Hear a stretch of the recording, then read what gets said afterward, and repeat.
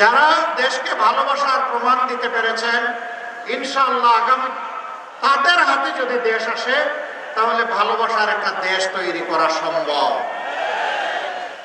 কিন্তু যারা ধৈর্য ধরতে পারেন নাই, বিভিন্ন অপকর্মে জড়িয়ে পড়েছেন, আল্লাহর কসম ক্ষমতায় যাওয়ার আগে দেশের জনগণ যাদের হাতে নিরাপদ নয়, ক্ষমতায় যাওয়ার পরে আরো বেশি ঝুঁকিপূর্ণ হয়ে পড়বে জনগণের।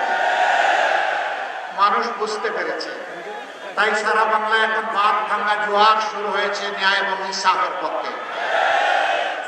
শুধু নোয়াখালী না, আপনারা মনে করতে পারেন এটা বোধহয় শুধু নোয়াখালীতে না, সারা বাংলায় জনগণ দেখতে পাচ্ছে, আমরা যেখানে যাচ্ছি সেখানে মানুষের ভালোবাসা দেখতে পাচ্ছি।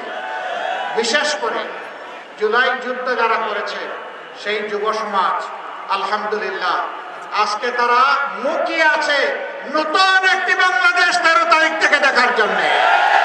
দুর্নীতিমুক্ত বাংলাদেশ গড়ার জন্য লড়াই শুরু করেছি। আমরা সরকারি কর্মচারীদের ন্যায়সঙ্গত বিষয়টা দরদের সাথে, সম্মানের সাথে বিবেচনায় নিয়ে পে কমিশনকে বলবো যে যথাযথ রিকমেন্ডেশন আপনারা আমাদের কাছে দেন,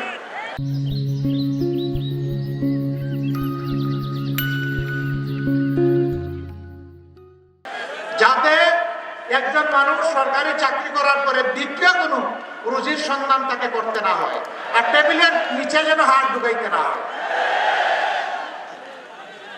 এরপরে যারা সততার রাস্তা ছেড়ে দেবেন তাদেরকে সংশোধনের জন্য চেষ্টা করব, সংশোধন না হলে কঠোর অবস্থান নেব।